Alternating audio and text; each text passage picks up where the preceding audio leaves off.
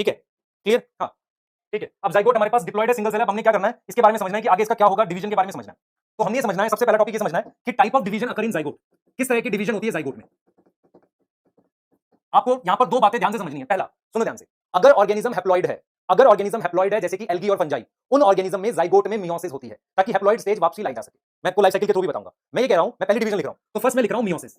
तो मियोसिस किसमें होती है, हम यहां पर ये लिखते हैं कि इन हैप्लॉइड ऑर्गेनिज्म, पहले लिख लो समझ लो फिर आगे बता रहा हूं इसको, और एकदम कमेंट रोक के रखो। In haploid organism to restore, restore का मतलब होता है वापसी लाना, to restore haploid condition, haploid condition को वापसी लाने के लिए हमारे पास क्या होती है, मियोसिस होती है।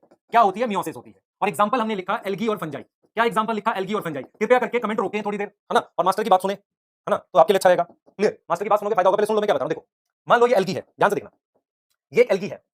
इस एल्गी का नाम स्पाइरोगैरा हो सकता है या कोई भी एल्गी हो सकती है। मान लो ये भी एक एल्गी है, कोई भी एल्गी है, ये दोनों सेम एल्गी है, सेम मतलब स्पीशीज एल्गी है। चलो मैंने यहां लिख दिया इसका नाम एल्गी, है ना, इसका नाम मैंने क्या लिख दिया, एल्गी लिख दिया। ये एल्गी हैप्लॉइड है, ये भी एल्गी है जो हैप्लॉइड है, दोनों सेम स्पीशीज है। बिना सेम स्पीशीज के फर्टिलाइजेशन नॉर्मली नहीं होती। ठीक है, क्लियर। मैंने क्या किया, इस एल्गी के लिए लिखा, देखो बेटा कमेंट रोके रखो 2 मिनट। ये एल्गी है, एल्गी हैप्लॉइड है। हैप्लॉइड चीज से गैमेट कैसे बनाते हैं, याद करो, ये गैमेट बना दिया मैंने। गैमेट बनाने का तरीका, कौन सी डिवीजन अपने दिमाग में बिठाओ, कौन सी डिवीजन, माइटोसिस। तो अपने दिमाग में आपने क्या बिठाया, हैप्लॉइड्स में माइटोसिस करके हैप्लॉइड बनेगा। ये मैंने हैप्लॉइड लिख दिया यहां, तो हैप्लॉइड में माइटोसिस करके हैप्लॉइड बनता है। समझ लो इसको, बिल्कुल दिमाग में बिठा लो। गैमेट बन गए। अब गैमेट से मैंने सिनगैमी करी, गैमेट से मैंने यहां पर क्या कर दी, सिनगैमी कर दी। सिनगैमी से मेरे पास जाइगोट बन गया। तो this is syngamy of fertilization. तो मेरे पास बन गया जाइगोट। एक खास चीज होती है, आपने याद रखना, एल्गी और फंजाई में एक बहुत खास चीज होती है। खास चीज क्या होती है, ये जो जाइगोट है ये अपने बाहर थिक वॉल बना लेता है। किसमें, एल्गी और फंजाई के केस में, क्योंकि अनफेवरेबल कंडीशन को रेजिस्ट कर सके। एक्चुअल में एनसीईआरटी ने एक लाइन लिखी थी एसेक्सुअल रिप्रोडक्शन में कि फेवरेबल कंडीशन में एसेक्सुअल रिप्रोडक्शन होती है, अनफेवरेबल में सेक्सुअल होती है। तो सेक्सुअल रिप्रोडक्शन करते वक्त जब वो जाइगोट बनता है, उस जाइगोट के चारों तरफ वो थिक वॉल बना लेते हैं। डिवीजन नहीं करते, क्या बना लेते हैं, ऐसे थिक वॉल बना लेते हैं। तो थिक वॉल बन जाती है किसके अराउंड, अराउंड जाइगोट। और वो जो थिक वॉल बनती है वो कब बनती है, ड्यूरिंग अनफेवरेबल कंडीशन। तो ड्यूरिंग अनफेवरेबल कंडीशन हमारे पास क्या बनती है बेटा, ड्यूरिंग अनफेवरेबल कंडीशन हमारे पास जाइगोट के अराउंड थिक वॉल बनती है। क्या बन जाती है, थिक वॉल बन जाती है जाइगोट के अराउंड, है ना। जाइगोट के अराउंड हमारे पास क्या बन जाती है, थिक वॉल बन जाती है। क्लियर, ध्यान दो बेटा इस बात को, जाइगोट के अराउंड हमारे पास थिक वॉल बन गई, है ना, जाइगोट के अराउंड। ध्यान से देखना इस बात को। तो जाइगोट के अराउंड हमारे पास थिक वॉल बन जाती है। ठीक है, अब आपको ये समझना है कि अब इस जाइगोट की मियोसिस होती है। जाइगोट डिप्लॉयड है ना, 2n है। अगर इसकी मियोसिस करोगे, कोई कुछ ना लिखो भाई, 2 मिनट रुक जाया करो यार, मैं पूछूंगा डाउट जब बताना ना मुझे कि क्या नहीं आया समझ। ये हैप्लॉइड आ गए, हैप्लॉइड आ गए, इनको मान लो मैंने स्पोर कह दिया। हर एक स्पोर की माइटोसिस से मैं एल्गी बना सकता हूं ऐसे। तो ये एक एल्गी की लाइफ साइकिल है। तो आप अगर ध्यान से देखो इसमें क्या क्या इंपॉर्टेंट पॉइंट है। पहला इंपॉर्टेंट पॉइंट, एल्गी में गैमेट माइटोसिस से बनते हैं। तो पहला पॉइंट मैं लिख देता हूं आपके लिए, फिर आप डाउट पूछेंगे तो मैं बोलूंगा। एल्गी में जो हमारे पास गैमेट्स माइटोसिस से बनते हैं, gametes form by mitosis, form by mitosis. ठीक, माइटोसिस से मेरे पास गैमेट्स बनते हैं। दूसरा पॉइंट, दूसरा पॉइंट ध्यान से सुनो बेटा, दूसरा पॉइंट ध्यान से सुनो, दूसरा पॉइंट, जाइगोट की थिक वॉल बनती है बेटा। जाइगोट की हमारे पास क्या बनती है, थिक वॉल बनती है। जाइगोट की हमारे पास क्या बनती है, थिक वॉल बनती है। तीसरा पॉइंट, थर्ड पॉइंट हम यहां लिख रहे हैं बेटा, एल्गी से गैमेट फॉर्म होता है माइटोसिस से। जाइगोट की हमारे पास थिक वॉल बनती है, जाइगोट की मियोसिस होती है, जाइगोट अंडरगो मियोसिस, उसकी मियोसिस होती है ना, ये चीज। अब ये देखो स्टेजेस, जाइगोट की मियोसिस होगी थिक वॉल बनने के बाद अनफेवरेबल कंडीशन में। अब डाउट पूछो अपने, ठीक है, क्लियर, जल्दी पूछो डाउट बेटा।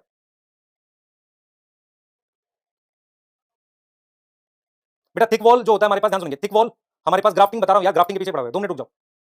यहां तक कोई डाउट है, मैंने क्या पढ़ाया समझ लो इस बात को। मैंने आपको यही एनसीईआरटी में लिखा हुआ है, एनसीईआरटी ने लिखा हुआ है कि डिवीजन जाइगोट में 2 तरीके की हो सकती है, या तो मियोसिस या माइटोसिस। जाइगोट 2n होता है बेटा, जाइगोट डिप्लॉयड होता है, उसमें मियोसिस होकर हैप्लॉइड बनता है, अनफेवरेबल कंडीशन में थिक वॉल बनाता है, सिस्ट नहीं बोलते उसे। ठीक है, क्लियर। पोस्ट फर्टिलाइजेशन का हुआ कहां, ये देखो ना, जाइगोट में जो डिवीजन हो रही है वो पोस्ट फर्टिलाइजेशन है, क्योंकि जाइगोट किसका प्रोडक्ट है, फर्टिलाइजेशन का प्रोडक्ट है श्वेता। ठीक है, थिक वॉल का नाम नहीं करना बेटा, सिर्फ आपने करना है, मिंट रनर मत कर बच्चे। अब मिंट और जैस्मिन स्टोलन में दिया हुआ है, क्लियर। ठीक है, यहां तक क्लियर बेटा। एनसीईआरटी चेक कर लो, आपको लिखा हुआ है जाइगोट में थिक वॉल होती है। एनसीईआरटी देखो जरा, जाइगोट में थिक वॉल लिखी है कि नहीं मुझे बताओ, जल्दी से देख के, जल्दी से देख के बताओ। ओके लिखो फिर, जल्दी करो बेटा, जल्दी करो, आगे करेंगे। हाँ ध्यान, ठीक है, सिंक्रोनाइज साथ में, ठीक है, आपको मिल जाएगा बेटा। दूसरी टाइप की डिवीजन होती है इन जाइगोट माइटोसिस हो सकती है। इन जाइगोट हमारे पास क्या हो सकती है, माइटोसिस कहना। जाइगोट में हमारे पास क्या हो सकती है बेटा, माइटोसिस हो सकती है। मतलब जाइगोट में हमारे पास क्या होगी, माइटोसिस भी हो सकती है। माइटोसिस ध्यान रखना, जाइगोट में माइटोसिस भी होती है। तो हम क्या करते हैं, जाइगोट की माइटोसिस देखो, जाइगोट डिप्लॉयड सेल है, 2n है, 2n डिप्लॉयड को कहते हैं। अब चैट रोक दो, डिप्लॉयड की माइटोसिस करके मैं मल्टी सेलुलर बना रहा हूं। मैं क्या बना रहा हूं, मल्टी सेलुलर बना रहा हूं। तो मल्टी सेलुलर माइटोसिस से बनाते हैं। तो ये जो मल्टी सेलुलर चीज बनी है, इसको हम नाम दे देते हैं एम्ब्रियो का। क्या नाम दे देते हैं, एम्ब्रियो। क्लियर है, तो हमने यहां पर क्या पढ़ लिया, देख लो ध्यान से, ठीक है। तो हम यहां पर ये कह रहे हैं बेटा, हम ये यहां पर ये कह रहे हैं, ध्यान सुनेंगे। अब हम यहां पर ये कह रहे हैं कि पोस्ट फर्टिलाइजेशन चेंजेस में देखो क्या होता है। पोस्ट फर्टिलाइजेशन चेंजेस में क्या होता है, ध्यान से सुनना, मैं इसको समराइज कर रहा हूं। पोस्ट फर्टिलाइजेशन चेंजेस में हमारे पास डिवीजन होती है जाइगोट में, है ना, हमारे पास क्या होती है, जाइगोट में डिवीजन होती है। 2 मिनट चैट रोक के बात सुनो सर मेरी, देखो मैं क्या कह रहा हूं। पोस्ट फर्टिलाइजेशन चेंजेस में क्या होता है, जाइगोट अंडरगो डिवीजन।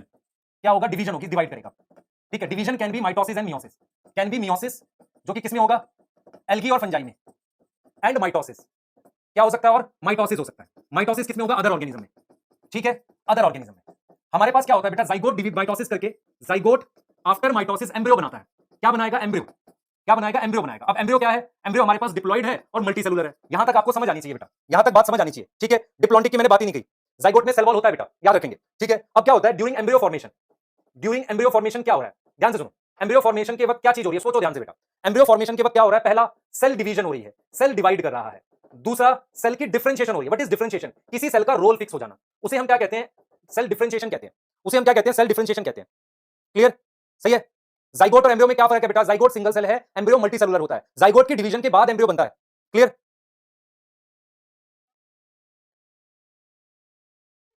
प्रणव बेटा मैं अपने अकॉर्डिंग ही पढ़ाऊंगा ना, मैं सबको सब मतलब सब बच्चों को समझ आना चाहिए उसके अकॉर्डिंग पढ़ाऊंगा। तो आप उसके अकॉर्डिंग देखो, जो चीज नहीं आ रही आप एनसीईआरटी साथ लेके बैठो, टाइम बस एनसीईआरटी रीड करो। अगर आपको ऐसा लगता है कि आप फास्ट हो तो प्लीज एनसीईआरटी रीड करो ना, ये अच्छा रहेगा, ठीक है। क्लियर, क्योंकि मेरे लिए बेटा अभी सबको बताना है हम लोगों को, और सबको भी समझ आना चाहिए, और सारे बेसिक्स पढ़ाने हैं, ऐसा नहीं कि हम लोग इसमें कुछ और भी बता सकते हैं। अच्छा जरा एक चीज देखते हैं बेटा, हमारे पास हम यहाँ पर एक पोस्ट फर्टिलाइजेशन चेंजेस में एक ओवी पेरस और वीवी पेरस की बात कर रहे हैं, ओवी पेरस और वीवी पेरस की बात कर रहे हैं, ध्यान से सुनना।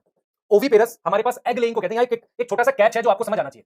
एग लेइंग को हम ओवी पेरस कहते हैं, एग लेइंग को हम क्या कहते हैं, ओवी पेरस, ठीक है। ध्यान सुनो बच्चे, बेटा देखो हैप्लॉन्टिक हैप्लोडिप्लॉन्टिक एक अलग चीज है, यहां नहीं बता रहा उसे मैं, वो काम का नहीं है। देखो ओवी पेरस एग लेइंग को कहते हैं। एग दो तरीके का लेकर आ जा सकता है, समझना इसको, बहुत इंपॉर्टेंट है बेटा, इसमें कैच है थोड़ा सा। अगर मैं आपसे कहूं यहां पर एम्फीबियन लिखूं, एम्फीबियन, तो एम्फीबियन और अगर जो बोनीफिश है, खुद से सोच के बताओ उनमें फर्टिलाइजेशन कैसा होता था, यहां पर सोचने वाली बात आ गई। अब फर्टिलाइजेशन इनमें एक्सटर्नल होता था, तो अगर इनमें एक्सटर्नल होगा फर्टिलाइजेशन, तो इनका जो एग होगा, इनका जो एग ले करेंगे वो कैसा ले करेंगे, अनफर्टिलाइज। कैसा एग ले करेंगे, अनफर्टिलाइज एग ले करेंगे, समझो। और यहां पर अगर मैं यहां लिख रहा हूं रेप्टाइल और यहां लिख रहा हूं बर्ड, तो बर्ड और रेप्टाइल भी एग ले करते हैं, पर वो कैसा एग ले करते हैं, वो एग ले करते हैं फर्टिलाइज। दोनों में फर्क है बेटा, ध्यान से देखो मैं क्या कहना चाह रहा हूं। मैं ये कह रहा हूं आपको कि मान लो इन्होंने एग ले किया, तो इनका जो एग है वो ये है, इनका जो एग है वो फर्टिलाइज एग है। फर्टिलाइज एग में थिक लेयर है, ये फर्टिलाइज एग है, तो इसमें कैल्शियम की शेल है बेटा, इसमें कैल्शियम कार्बोनेट की शेल है मेरे पास, या मैं सिंपल ये बोलूंगा प्रोटेक्टिव लेयर है कैल्शियम की। Calcareous cell carrier NCERT, calcareous shell क्यों है, क्यों है, प्रोटेक्शन के लिए, क्योंकि यहां फर्टिलाइजेशन हो चुकी है लेकिन यहां फर्टिलाइजेशन नहीं हुई, तो स्पर्म कैसे एंटर करेगा, तो यहां पर नो कैलकेरियस सेल होगी, मतलब ऐसी शेल, शेल होता है कवर, ऐसा कोई शेल नहीं होगा जिसमें कैल्शियम हो। सोचो, हाँ सोचो बेटा, सोचो बिल्कुल। कैलकेरियस क्वेश्चन आ सकता है कि कैल्शियम वाली शेल किसके पास होगी, जो कौन सा एग ले करेंगे, फर्टिलाइज। क्यों, क्योंकि उसमें फर्टिलाइजेशन हो चुकी है, इसमें अभी अनफर्टिलाइज है, तो इनकी शेल पतली होनी चाहिए, तो स्पर्म पेनिट्रेट नहीं कर पाएगा। क्लियर बेटा, कैल्शियम जो होता है, कैल्शियम पानी के साथ हार्ड हो जाता है, कुछ कंपाउंड बनाता है, ठीक है, आगे समझ। रिपीट कर रहा हूं बेटा, रिपीट कर रहा हूं फिर से, जिनको नहीं आया, देखो मैंने क्या बोला, जिनको नहीं आया ध्यान सुनो, जिनको नहीं आया मैंने क्या बोला, मैंने बोला ओवी पेरस होता है हमारे पास एग लेइंग। एग लेइंग एक तो एम्फीबियन है और बोनीफिश है, वो जो एग ले करते हैं वो अनफर्टिलाइज होता है, फर्टिलाइजेशन नहीं हुई, क्योंकि फर्टिलाइजेशन पानी में होने वाली है, इसलिए वो अनफर्टिलाइज एग ले करते हैं, और उनका जो अनफर्टिलाइज एग होता है उसमें कैल्शियम की शेल होती है, ठीक है। क्लियर, कैल्शियम की हमारे पास क्या होती है, शेल होती है। दूसरा ये लोग फर्टिलाइज एग ले, सॉरी शेल नहीं होती इसमें, इसमें ये वाले फर्टिलाइज एग ले करते हैं, तो फर्टिलाइज एग जो ले करेगा उनमें क्या होगी, हार्ड लेयर होगी प्रोटेक्शन के लिए ना, नहीं तो वो मर जाएगा बच्चा, उसमें जो प्रोजेनी है वो मर जाएगी प्रोटेक्शन के लिए, ठीक है, प्रोटेक्शन चाहिए बेटा।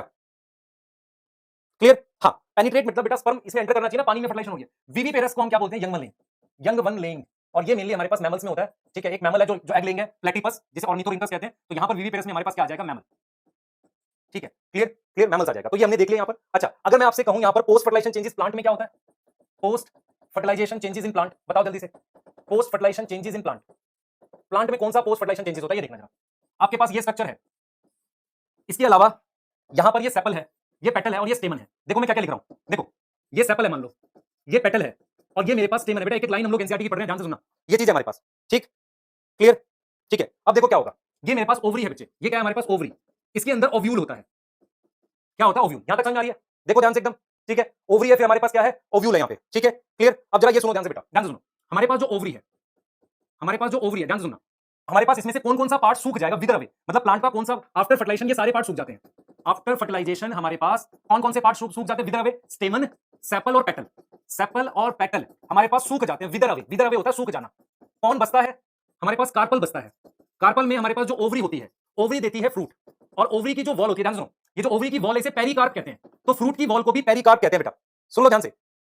हाँ तो हम यहां पर ये कह रहे हैं बेटा, हम यहां पर ये कह रहे हैं कि जो वॉल ऑफ ओवरी है, वॉल ऑफ ओवरी को हम क्या कहते हैं, पेरिकार्प, क्या बोलते हैं, पेरिकार्प, और फ्रूट वॉल को भी पेरिकार्प कहते हैं, फ्रूट बन जाता है ओवरी से, फ्रूट वॉल को इसको भी हम क्या बोलते हैं, पेरिकार्प बोलते हैं, क्या बोलेंगे, पेरिकार्प बोलेंगे। क्लियर, हाँ अगर तुम्हें कोई पूछे कि कोई ऐसा प्लांट बताओ जिसमें सेपल रह जाती है, टमाटर में देखा है, टमाटर में, टोमेटो में, ब्रिंजल में आपके पास सेपल रह जाती है, याद आया, ठीक है, हमारे पास रह जाता है बेटा, ठीक। तो आपने ध्यान रखना ये बात कि ओवरी हमारे पास फ्रूट बनाती है, ओवरी गिव फ्रूट और ओव्यूल गिव हमारे पास सीड, ओव्यूल बनाता है सीड, ठीक है, क्लियर, यहां तक समझ आ रहा है बेटा? कार्पल इसको कहते हैं बच्चे, ये जो पिस्टिल कार्पल इसी को कहते हैं हम लोग, है ना, इसको पूरे को कहते हैं, जिसमें सिग्मा स्टाइल ओवरी, ठीक है। अब जरा दो चार क्वेश्चन तुम्हारे लिए देखने बेटा, आपने इतना ही पढ़ना है इसको, ये जो टॉपिक है आपको इतना ही पढ़ना है, क्लियर, यहां तक समझो ध्यान से, इतना ही पढ़ना आपने, ठीक है। अब मैं यहां से आपको एक दो चीजें बता रहा हूं जो बहुत ध्यान से आप सुनोगे मेरी बात, ठीक है, बहुत ध्यान से सुनोगे, एक दो क्वेश्चन आप देख लो, अगर आप करना चाहो तो अच्छा रहेगा, मैं चाह रहा हूं कर लो। जैसे ये वो डायग्राम है जो एनसीईआरटी में दे रखा है, तो ये सीड है बेटा हमारे पास, देख रहे हो, ये सीड है, दिस इज सीड, ओव्यूल से बना, ये पेरिकार्प है, जो वॉल है हमारे पास ना, पेरिकार्प बोलेंगे, और ये सीड है, ठीक है, क्लियर, हाँ, ठीक है, क्लियर बेटा, ठीक। अब जरा मैं जो आपको एक दो क्वेश्चन बता रहा हूं, ध्यान से देख लो, ये क्वेश्चन था, शायद आपने कर लिया था लास्ट क्लास में, करा था ये, विच of the following is correctly matched, ये किया था शायद, हाँ ये कर लिया था, ये वाला देखो, meiosis take place in, question number 14, meiosis take place in, बताओ इसमें, मियोसिस टेक प्लेस इन हमने पढ़ा, ये किसमें होगा भाई? एम्ब्रियो बनने को एम्ब्रियोजेनेसिस कहते हैं बेटा, meiosis take place in meiocyte, B आएगा बेटा, हैंड रिटन आपको कल मिल जाएंगे।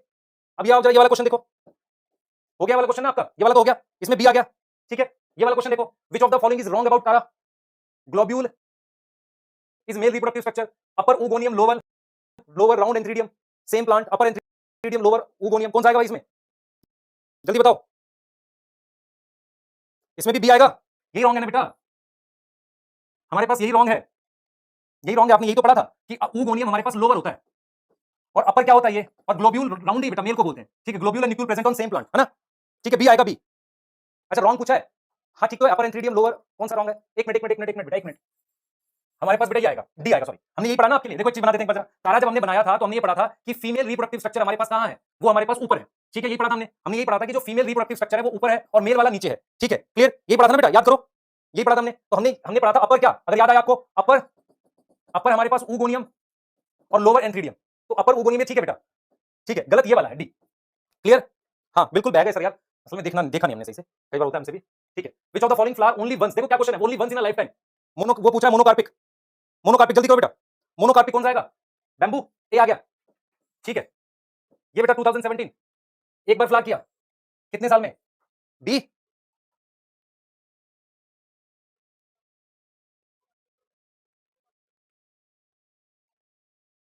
ठीक है, स्ट्रोबिलेंथस कौन किया ना बेटा, 12 साल में फ्लावर करता है, हाँ, क्या कर रहे हो, 25 साल क्यों लिख रहे हो जोड़ के, देखो monoecious plant of Tara show occurrence of, ये सेम वैसे ही क्वेश्चन है बेटा, ये तो है नहीं, ठीक है, अपर एंथ्रीडियम लोअर ऊगोनियम ये भी नहीं है, एंथ्रीडियो 4 भी नहीं है, अपर ऊगोनियम ए आएगा इसमें 15 में, है ना, देख लो जल्दी से बेटा, ठीक है बच्चे, इसी तरीके के क्वेश्चन आएंगे इसमें, आप कर सकते हो, ठीक है, क्लियर, है ना, ठीक है। चलो अब हम हमारा टारगेट क्या है नेक्स्ट क्लास के लिए, सुनो ध्यान से, नेक्स्ट क्लास में पहले इसके क्वेश्चन डिस्कस करेंगे हम लोग, इसमें कुछ छोटे छोटे एक्स्ट्रा टॉपिक्स हैं वो बताऊंगा आपका, और उसके अलावा डीपीपी के जो भी इंपॉर्टेंट क्वेश्चन होंगे उनको मैं डिस्कस करूंगा, आपका डीपीपी सॉल्यूशन ऑलरेडी आ रहा है, उसके अलावा भी मैं डीपीपी के इंपॉर्टेंट क्वेश्चन डिस्कस करूंगा, ये चीज समझ में आ रही है बेटा आपको, क्लियर है, ठीक है, हाँ प्लीज एनसीईआरटी पढ़ो, कितनी रीडिंग करोगे, 3 से 4 एनसीईआरटी की रीडिंग करो, प्रॉपर नोट्स लिखो, क्लियर है, ठीक है बच्चे, देखो मेरी बात सुनो, हैप्लॉइड डिप्लॉइड आपको आना चाहिए, गेमेटोफाइट के बारे में पता होना चाहिए, एंजियोस्पर्म, ये बेसिक टॉपिक है, क्लियर है, तो आपका होमवर्क रहने वाला है कि नेक्स्ट क्लास में आप प्रॉपर एनसीईआरटी पढ़ के आओगे, चैप्टर की लाइनें, कोई वर्ड नहीं समझ आया टेलीग्राम ग्रुप में पोस्ट करो, कल से आपको अलाउड हो जाएगा उसमें पोस्ट करना, वहां पोस्ट कर सकते हो, ठीक है, क्लियर, ठीक बेटा, चलो ठीक है, क्लियर, चलो ठीक है, बाय, हम लोग मिलेंगे नेक्स्ट क्लास में, आपको बुक के लिए मैंने बता दिया था, ड्यू टू कोविड थोड़ा सा डिले हो रहा है उसमें, क्योंकि हम कुछ सिटीज में मतलब लॉकडाउन है और कुछ हमारे जो जहाँ पे मान लो प्रिंटिंग होगी वहाँ पे भी स्ट्रेंथ कम हो जाती है ड्यू टू कोविड जो रहेगा, तो उससे थोड़ा सा डिले आपको बता दिया था, पर डीपीपीज मिलेंगी, सारा कुछ सपोर्ट सिस्टम आपके साथ है, कहीं कोई भी 1% डिले नहीं होगा किसी चीज में जो आपको पढ़ना है, क्लियर, आपने नोट्स बनाने हैं, ठीक बेटा, क्लियर, तो ये फर्स्ट चैप्टर वैसे कंप्लीट हो गया, लेकिन एक डिस्कशन बाकी है इसकी टोटल की, क्लियर है, चलिए ठीक है बेटा, चलिए नेक्स्ट क्लास में मिलेंगे और इसके आगे पढ़ते हैं बेटा, थैंक यू।